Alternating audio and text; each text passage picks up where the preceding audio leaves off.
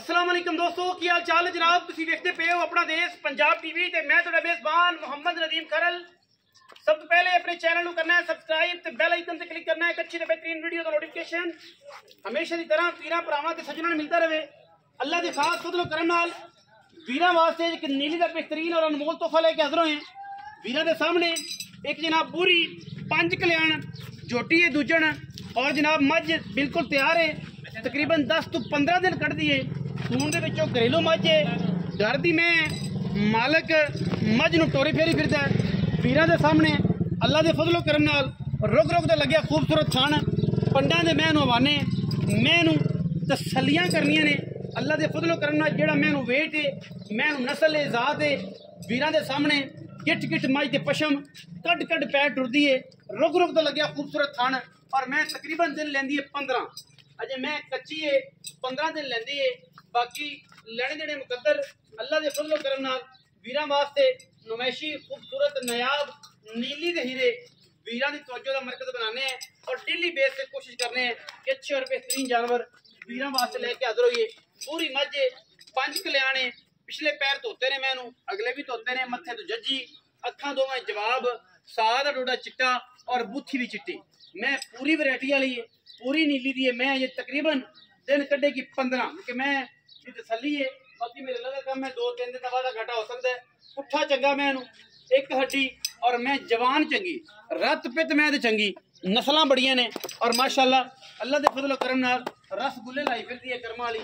और इस मैं दी जवानी नस्ल ज़ात और ख़ानदान वीरां दे सामने हमेशा की तरह अपना देश पंजाब टीवी अच्छे और बेहतरीन नायाब नीली दे हीरे वीरां दी नज़र करता है और उहदे विच इंशाअल्लाह कोई किसी किस्म की दो राय नहीं तसल्ली करवानी नहीं।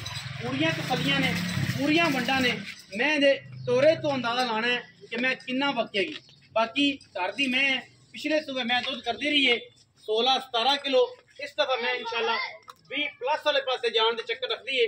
बाकी तसल्ली तुसी खुद करनी है फिजिकली वेख लेना है मैं दी नस्ल चेक कर लेनी है क्लास चेक कर लेनी है क्वालिटी चेक करनी है।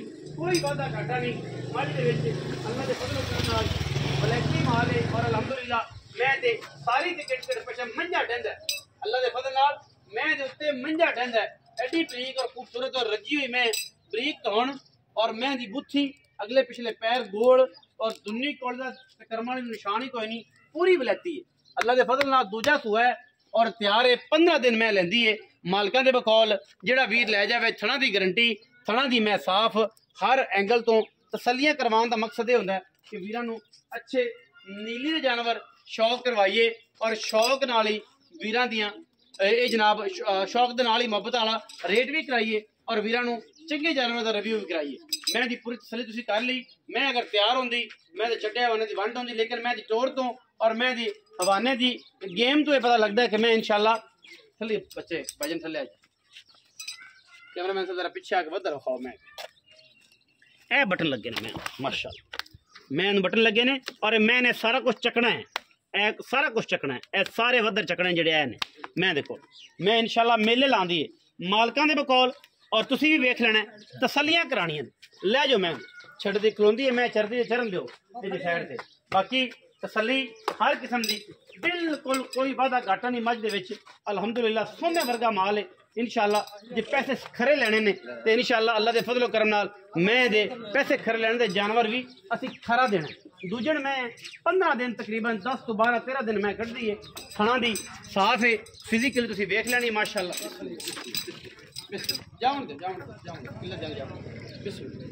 माशाअल्लाह अल्लाह दे फजल नाल कोई वादा घाटा नहीं पूरियां तसल्लियां ने। आओ हाँ जी वजन जरा मैं जी पूरी गलबात दसो पूरी तसल्ली कराओ की इहदी गल है की नस्ल है की जात है किनमा सूआ ये मैं सुनदी है। लै जा अपना उस्मान मैं ले जानी तो लै जा कोई गल जी। अस्सलाम वालेकुम। वालेकुम की हाल चाल शुक्र अल्लाह पाक। की नाम है भाई दा? अवैस उमर। अवैस उमर भाई अवैस उमर मैं किन्ने सू मैं दूजा सुबह सोना है जी। किन्ने दिन कट जाए?